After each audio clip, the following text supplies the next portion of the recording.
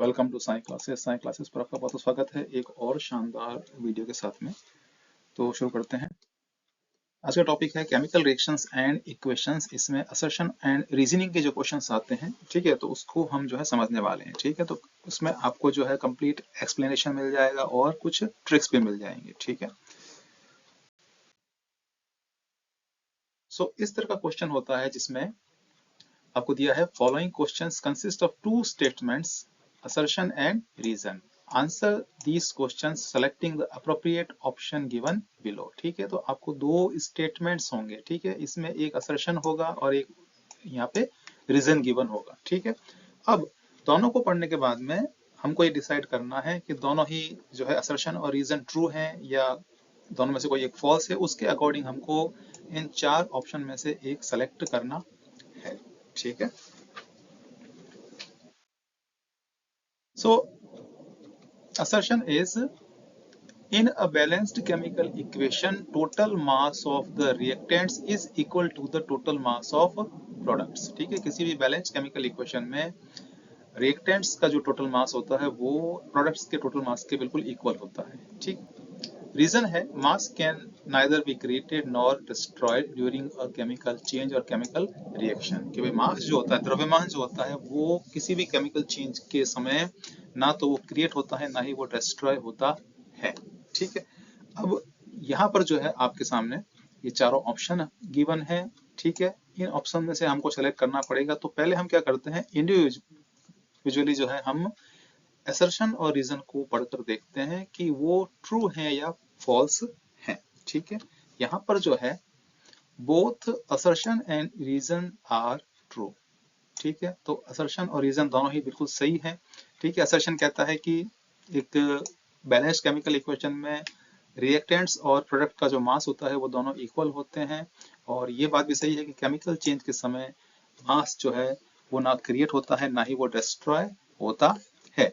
ठीक है, तो ये बिल्कुल सही बात है। ठीक है ना, तो अब यहाँ पर जो है सी और डी ऑप्शन जो है हमारा, सी और डी ऑप्शन तो यहाँ पर नहीं होगा। ठीक है, तो ऑब्वियसली ए और बी में से होगा। तो अब हमें देखना है कि ऑप्शन जो है कौन सा सही है। सो assertion says in a balanced chemical equation the total mass of the reactants is equal to the total mass of products. This is true. ठीक है, according to the law of conservation of mass during a chemical reaction the total mass of reactants remains equal to the total mass of product. ठीक है ना, तो reactant और product का mass equal रहता है किसी भी केमिकल रिएक्शन के समय in a balanced chemical equation. This principle is reflected by ensuring that the number of atoms of each element is the same on both sides of the equation. तो जो भी chemical equation हमारे सामने होगी तो arrow के दोनों side number of atoms जो हैं वो इक्वल होने चाहिए, जिससे ये जो है निश्चित हो जाएगा कि मास दोनों का ही इक्वल है। ठीक है, रीजन को देखते हैं। This is also true. This statement is the law of conservation of mass, यानी ये जो है mass can neither be created nor destroyed during a chemical change, ये law of conservation of mass कहलाता है, which states that the total mass before and after a chemical reaction remains unchanged. ठीक है, तो इससे ये हमें मालूम चलता है कि कोई भी केमिकल रिएक्शन होती है तो केमिकल रिएक्शन होने से पहले और केमिकल रिएक्शन होने के बाद में मास, जो टोटल मास होता है वो अनचेंज्ड होता है, यानी उसमें कोई परिवर्तन नहीं होता है. सो the atoms are simply rearranged to form new substance but no mass is lost or gained. ठीक है ना, केवल क्या होता है केमिकल रिएक्शन में जो एटम्स होते हैं वो रीअरेंज होते हैं जिससे नए जो है सब्सटेंस का फॉर्मेशन होता है, सब्सटेंसेस बन जाते हैं जिसको प्रोडक्ट्स कहते हैं. ठीक है, लेकिन इसमें मास का कोई लॉस या गेन नहीं होता है. ठीक, सो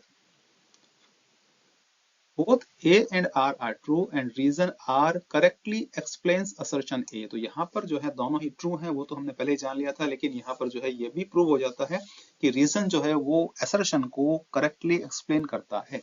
so the correct option is a. तो यहाँ पर जो है करेक्ट ऑप्शन क्या हो जाएगा, ए हो जाएगा। ठीक है, सो assertion says iron articles are painted so as to prevent them from rusting, कि जो लोहे के जो सामान होते हैं, आयरन आर्टिकल्स होते हैं, उन पर पेंट कर देते हैं जिससे कि उस पर जंग ना लगे।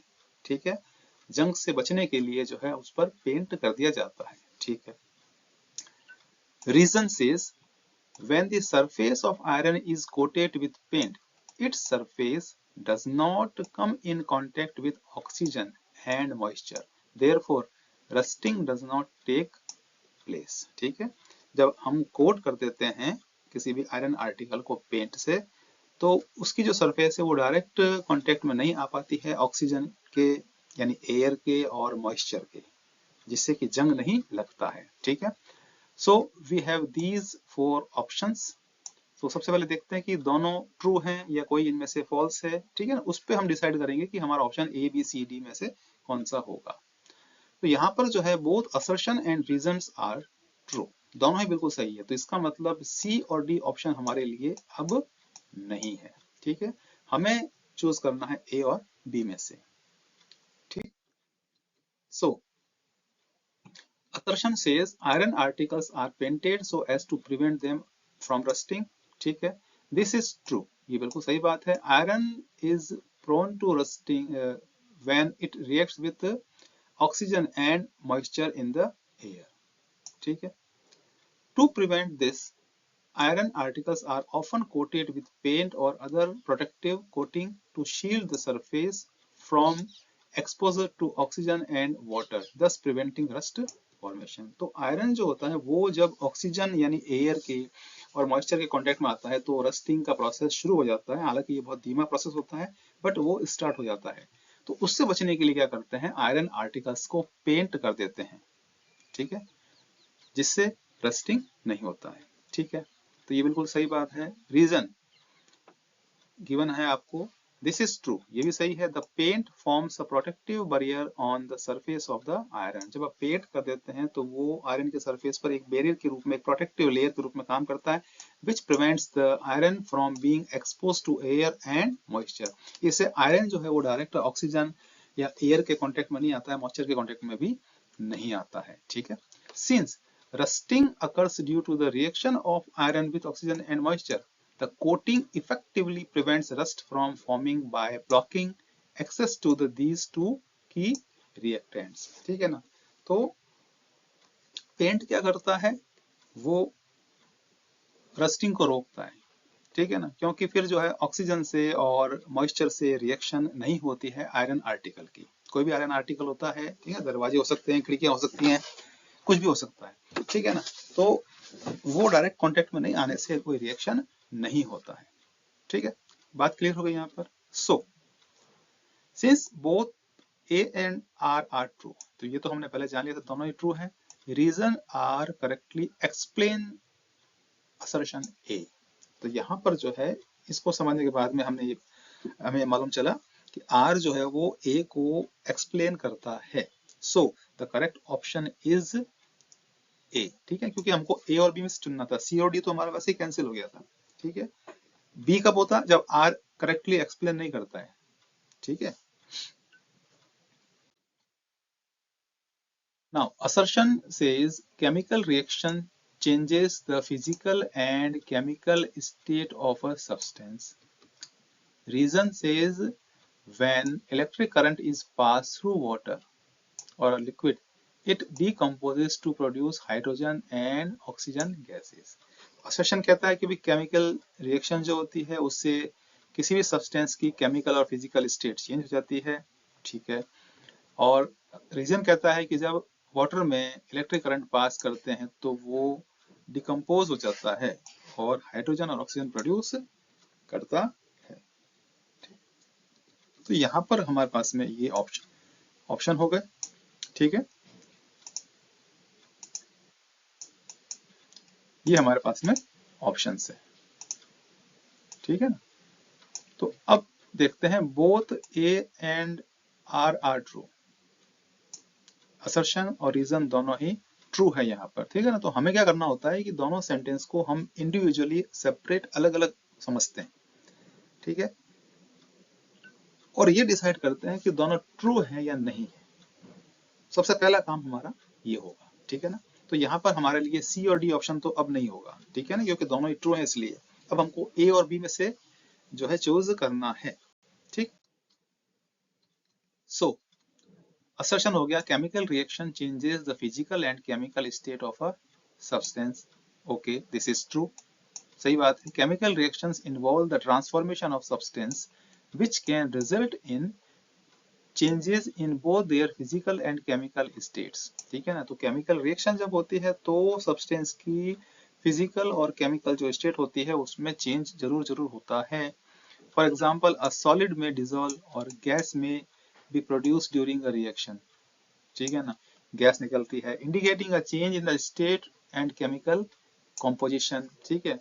तो क्या होता है, स्टेट में जो है उसकी जो फिजिकल स्टेट है उसमें चेंज होता है और उसका जो केमिकल कॉम्पोजिशन होता है वो भी चेंज होता है, ठीक है ना। क्योंकि देखो कलर भी चेंज हो सकता है, उसमें गैस का इवोल्यूशन भी हो सकता है, टेम्परेचर डिक्रीज या इंक्रीज हो सकता है, ठीक है। तो यहाँ पर जो है ये इंडिकेट करता है कि फिजिकल स्टेट भी चेंज होती है और केमिकल कॉम्पोजिशन भी चेंज होता है। तो ये असर्शन तो हमारा बिल्कुल ट्रू है, ठीक है। Now reason this is true. When an electric current is passed through water, a process called electrolysis, ठीक है। तो इस प्रोसेस को हम क्या कहते हैं, इलेक्ट्रोलाइसिस कहते हैं। It decomposes into hydrogen gas at the cathode and oxygen gas at anode, ठीक है ना। तो इसमें जो इलेक्ट्रोड्स होते हैं कैथोड और एनोड होते हैं, जब डिकम्पोज होगा वाटर तो हाइड्रोजन गैस जो है वो कैथोड पर जाएगी और ऑक्सीजन गैस जो है वो एनोड पर, ठीक है।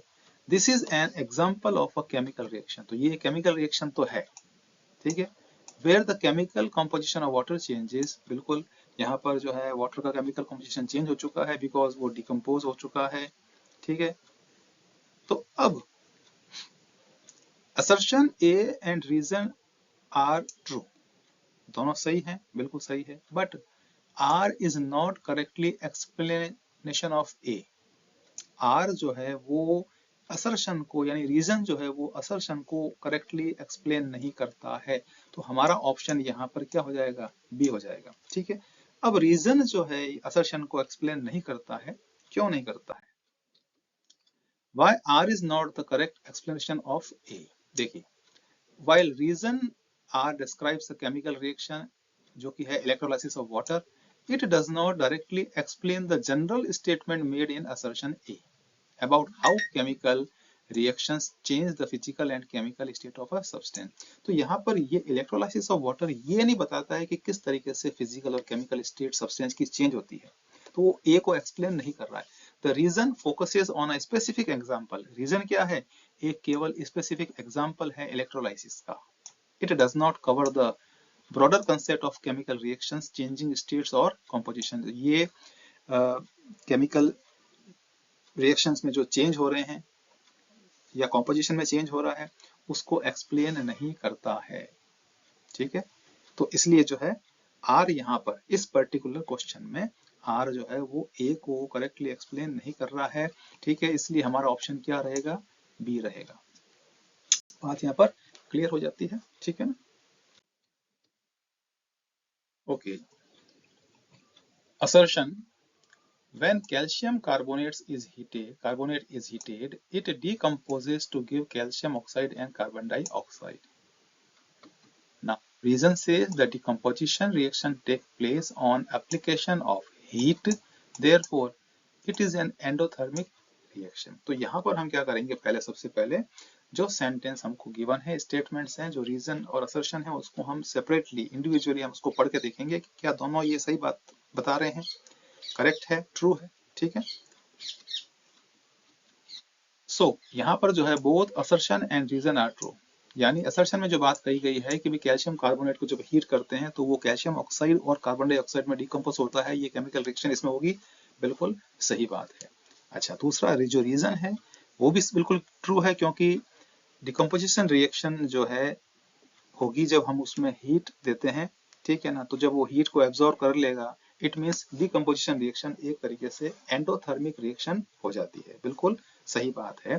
तो यहाँ पर जो है हमारे लिए सी और डी ये ऑप्शन तो हमारे लिए बिल्कुल भी नहीं है, कैंसिल हो गए। अब हमको ए और बी में से सेलेक्ट करना है, चूज करना है। ठीक है, दोनों ट्रू होते हैं तब अगर आर करेक्टली एक्सप्लेन करता है ए को तो ए ऑप्शन, और आर जो है वो असर्शन को करेक्टली एक्सप्लेन नहीं करता है तो ऑप्शन बी। नाउ बिल्कुल सही बात है, देखो ये असर्शन जो है कैल्शियम कार्बोनेट का, when calcium carbonate is heated it undergoes decomposition to form calcium oxide and carbon dioxide. ठीक है, तो ये रिएक्शन होगी होगी जब आप कैल्शियम कार्बोनेट को हीट करेंगे तो उसका डिकम्पोजिशन होगा। ठीक है, कैल्शियम ऑक्साइड और कार्बन डाइऑक्साइड का फॉर्मेशन होगा। ठीक, रीजन जो है ये भी ट्रू है, decomposition reactions that require heat are often endothermic, यानी जब हीट की रिक्वायरमेंट होती है तो इट मीन्स वो एंडोथर्मिक रिएक्शन है, meaning they absorb heat from the surrounding. इसका मतलब ये हुआ कि वो अपने आसपास के एनवायरमेंट से, सराउंडिंग से सॉरी, हीट को एब्सॉर्ब करती है। In the case of calcium carbonate, heat is absorbed to break the chemical bond in the compound, causing the decomposition to produce calcium oxide and carbon dioxide। बिल्कुल सही बात है, यहाँ पर भी जो है हीट एब्जॉर्ब होने के बाद में या हीट जो है उसको दी जा रही है तो वो डिकम्पोज होता है कैल्शियम ऑक्साइड और कार्बन डाइऑक्साइड में। सो दोनों ट्रू हैं and R correctly explains why the reaction is endothermic. बिल्कुल सही बात है, इसलिए हमारा ऑप्शन क्या हो जाएगा, ए हो जाएगा। ठीक है, तो आप इनको अच्छे से समझिए, अच्छे से पढ़िए। ठीक है, कोई डाउट होता है जरूर जरूर आप जो है कमेंट बॉक्स में कमेंट कर सकते हैं। ठीक है,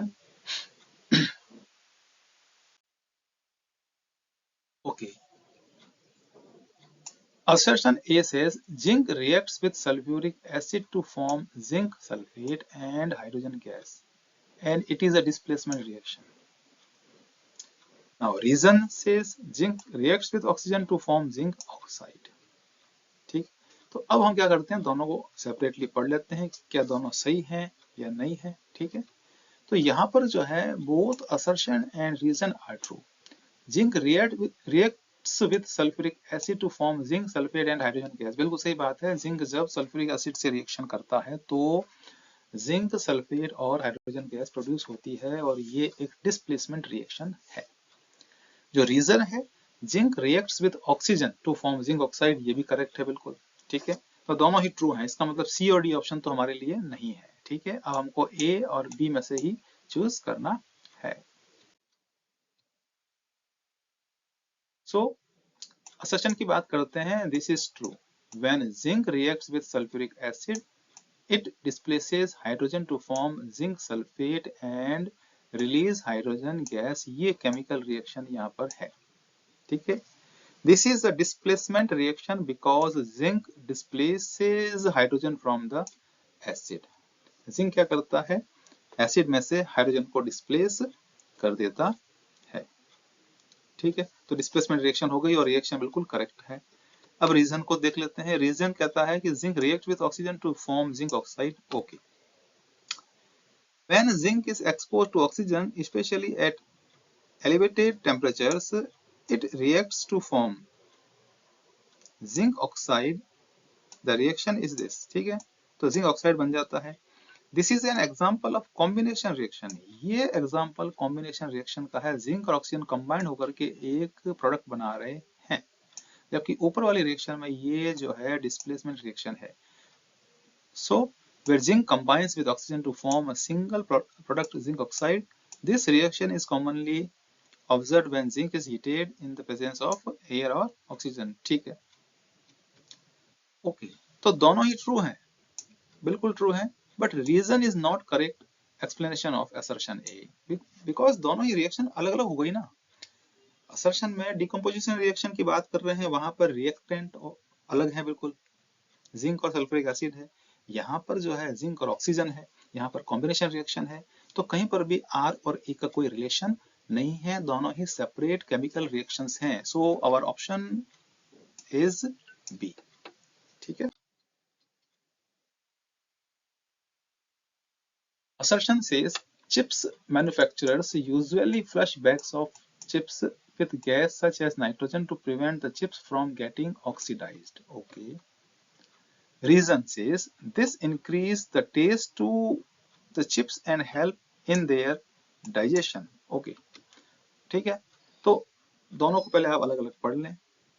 ठीक है, तो सबसे पहले आपको क्या डिसाइड करना होगा कि दोनों ट्रू हैं या इन दोनों में से कोई एक फॉल्स है और एक ट्रू है।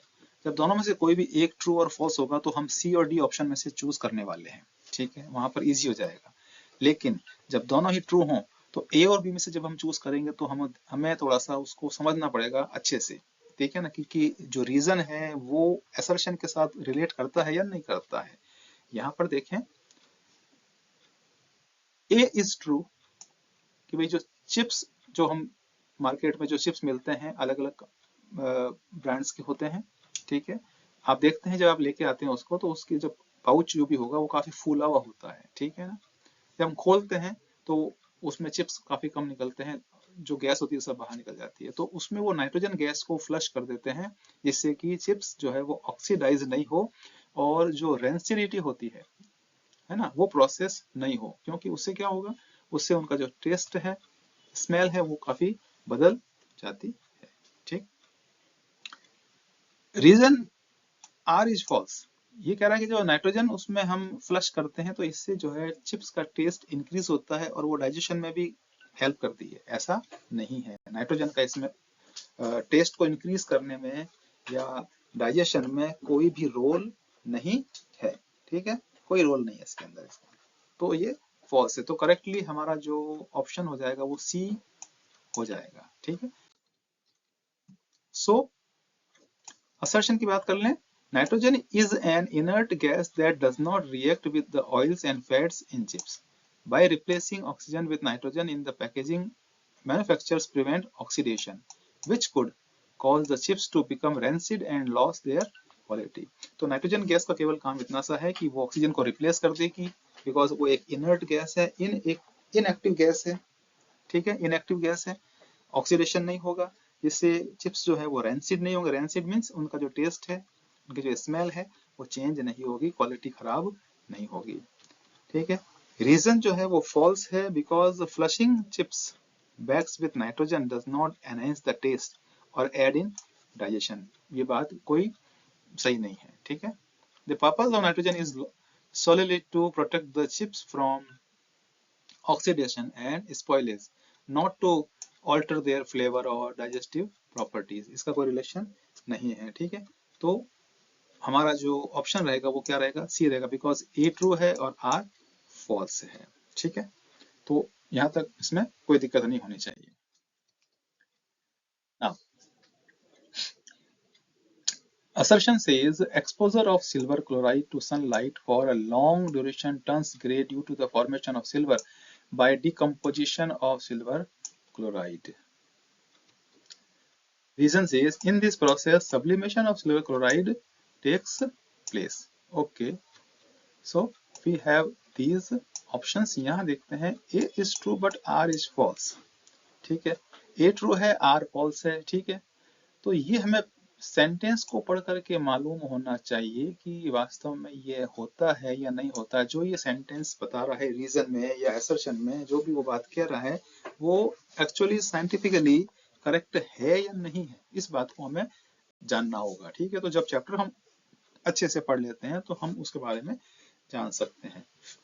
ठीक है, तो वैसे देखा जाए तो हमारे यहाँ पर ऑप्शन हो जाता है सी। ठीक, फिर भी इसको एक बार समझ लेते हैं अच्छे से हम।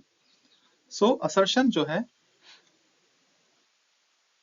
this is true when silver chloride is exposed to sunlight, it undergoes a photochemical decomposition reaction।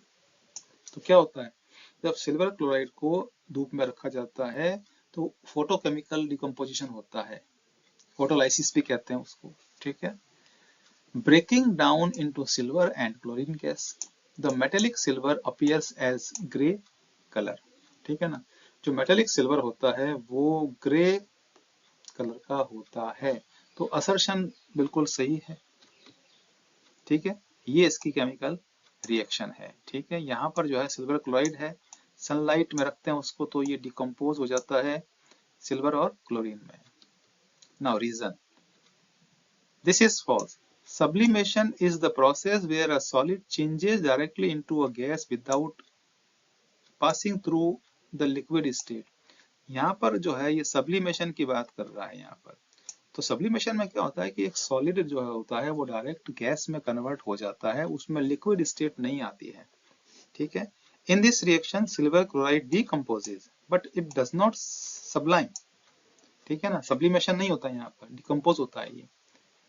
Instead it's break down into silver and chlorine gas due to sunlight, ठीक है। तो इसलिए यहाँ पर ए ट्रू है, आर फॉल्स है, हमारा option क्या हो जाएगा, सी हो जाएगा, ठीक है। Assertion says rusting of iron metal is the most common form of corrosion. Okay.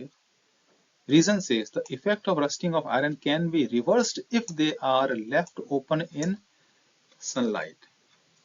ठीक है कि भाई लोहे पर जंग लगना ये कोरोजन का एक कॉमन फॉर्म है, ठीक है, बिल्कुल सही बात है। The effect of rusting of iron can be reversed, यानी लोहे में जब जंग लग जाती है उसको वापस रिवर्स कर सकते हैं जब हम उसको धूप में रखना शुरू करते हैं, ठीक है ना, क्योंकि जंग कब लगती है, जब आयरन आर्टिकल्स होते हैं वो मॉइस्चर के और एयर के कांटेक्ट में आते हैं।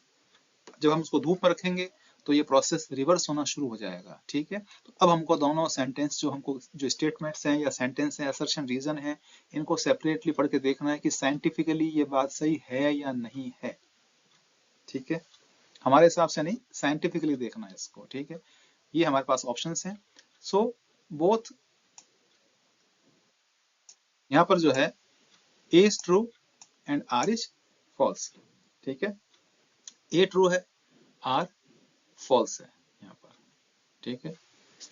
तो ए ट्रू है और आर फॉल्स है, ऑप्शन हमारा क्या हो जाएगा, सी हो जाएगा। अब इसको हम समझ भी लेते हैं। सो असर्शन जो है वो कह रहा है rusting of iron metal is the most common form of corrosion, ठीक है, this is true. Rusting is a chemical process where iron reacts with oxygen and moisture in the environment to form iron oxide. ये hydrated oxide होता है, ठीक है। Iron oxide है, इसमें water molecules भी होते हैं, इसको हाइड्रेटेड आयरन ऑक्साइड कहते हैं, कॉमनली नोन एज रस्ट। इसका सामान्य नाम क्या है, रस्ट यानी जंग है। It is the most familiar and wide spread example of corrosion. ये हम हर जगह देखते हैं, हमारे आसपास जहां पर भी आप देखेंगे लोहे की कोई चीज होगी, आपने जरूर जरूर उनमें जंग लगा हुआ देखा होगा, अगर उनको सही तरह से प्रिवेंट नहीं किया गया है तो, ठीक है ना। तो ये बिल्कुल सही है। रीजन जो है वो फॉल्स है, दिस इज अ फॉल्स। क्या कहता है reason, the effect of rusting of iron can be reversed if they are left open in sunlight. Sunlight can not reverse the rusting of iron. धूप में रखने से जंग लगने की जो प्रोसेस है वो रिवर्स नहीं होगी। Rusting is a chemical change, rusting क्या है, केमिकल चेंज है, and once rust is formed it can not be reversed simple by exposing it to sunlight. Removing rust requires mechanical cleaning and chemical treatments, such as using rust removers and converting rust chemically.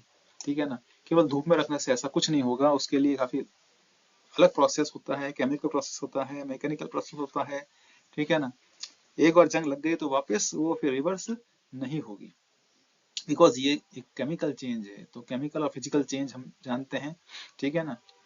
सो हमारा correct option C है, ठीक है।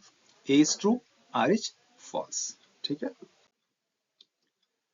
Assertion says silver bromide is used on photographic and X-ray film, ठीक।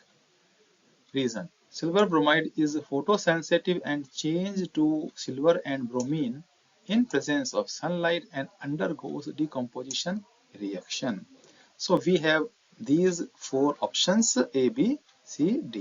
पहले हमको पढ़ के ये देखना है कि दोनों सेंटेंस यानी असर्शन और रीजन करेक्ट हैं या नहीं है। Okay, so both A and R true, दोनों बिल्कुल सही है, ठीक है ना, दोनों ही ट्रू है। ओके, तो यानी सी और डी ऑप्शन तो अब हमारा नहीं होगा, हमको देखना है ए में से और बी में से। So assertion says silver bromide is used in photographic and X-ray film. Yes, this is true. silver bromide is a key component of photographic and X-ray films because it is photosensitive, meaning it reacts to light. तो silver bromide का use किया जाता है, x ray films होती हैं, photographic जो पहले reels चलती थी, आज भी चलती हैं लेकिन कम काम में लेते हैं आजकल, है ना, ज्यादा काम नहीं होता उनका, ठीक है। तो क्यों? बिकॉज सिल्वर ब्रोमाइड क्या है, फोटो सेंसिटिव है, यानी ये लाइट से रिएक्ट कर लेता है, ठीक है। ओके, रीजन जो है, this is also true when exposed to light, silver bromide undergoes a photochemical decomposition reaction, ठीक है ना। तो ये फोटोकेमिकल डिकम्पोजिशन रिएक्शन हो जाता है, लाइट से रिएक्ट करता है सिल्वर ब्रोमाइड और डिकम्पोजिशन होता है, सिल्वर और ब्रोमीन का फॉर्मेशन होता है। In this process metallic silver forms creating a latent image that is developed into a visible photograph. This property of silver bromide makes it useful in photographic and X-ray film. इसीलिए silver bromide का use होता है x ray films में या photographic films में। So option हमारा ए हो जाएगा, बिकॉज यहाँ पर आर जो है वो करेक्टली एक्सप्लेन करता है असर्शन ए को, ठीक है, ये बिल्कुल सही बात है।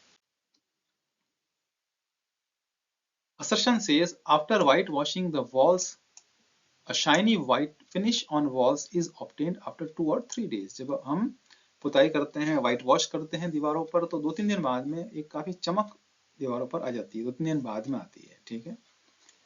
रीजन क्या कहता है, calcium oxide reacts with carbon dioxide to form calcium hydrogen carbonate which gives a shiny white finish.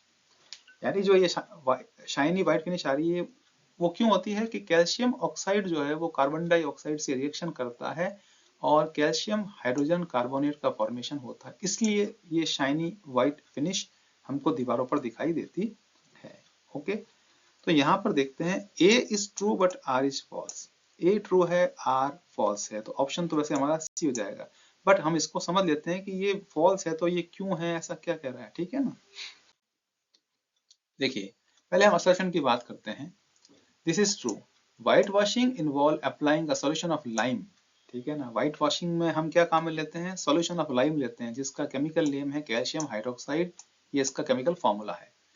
Over time calcium hydroxide reacts with carbon dioxide in the air to form calcium carbonate which gives the walls their shiny white finish. बात को समझना, जो हमने white wash की है वो जो chemical है वो एक्चुअल में क्या है, सॉल्यूशन ऑफ लाइम है, यानी कैल्शियम हाइड्रोक्साइड का सॉल्यूशन है। वो जब हम पेंट कर देते हैं या अप्लाई कर देते हैं दीवारों पर, तो वो कार्बन डाइऑक्साइड से रिएक्शन करता है, एयर में जो कार्बन डाइऑक्साइड है उससे रिएक्शन करता है, उससे कैल्शियम कार्बोनेट का फॉर्मेशन होता है, इसी से हमको एक वो शाइनी व्हाइट फिनिश दिखाई देती है, ये रिएक्शन है, ठीक है। वाटर तो उड़ जाएगा उसका, ठीक है, पीछे बचेगा कैल्शियम कार्बोनेट दीवारों पर जो एक चमक देगा। रीजन जो है ये फॉल्स है, it is calcium hydroxide not calcium oxide. देखो यहाँ पर ये कह रहा है कि कैल्शियम ऑक्साइड रिएक्ट करता है कार्बन डाइऑक्साइड से, ये कह रहा है, जबकि ऐसा नहीं है, ठीक है ना। कैल्शियम ऑक्साइड की जगह क्या होता है, कैल्शियम हाइड्रोक्साइड होता है, that reacts with carbon dioxide to form calcium carbonate. यहाँ कह रहा है ये कैल्शियम हाइड्रोजन कार्बोनेट बनता है, ठीक है, जो गलत हो गया, बनता क्या है, calcium carbonate. Additionally calcium hydrogen carbonate is not form in this process, नहीं बनता है, it is calcium carbonate that provide the shiny white finish. तो आर यहाँ पर जो है वो फॉल्स है, ठीक है, तो ऑप्शन हमारा सी है, ठीक है। इसको हमने पूरा तरीके से समझ लिया है, ठीक है।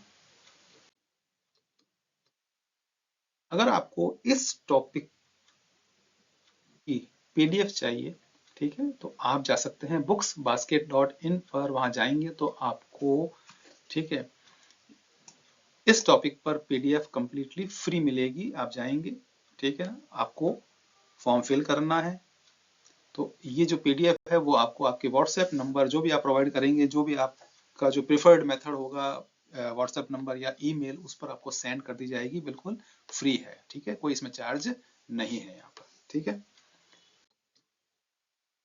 आप चैनल पेज पर जाइए, वहां पर आपको अलग अलग प्लेलिस्ट मिलेंगी जहां पर बहुत सारा स्टडी मटेरियल आपके लिए अवेलेबल है। यहाँ पर कुछ एग्जांपल्स यहाँ पर गिवन है ये, ठीक है।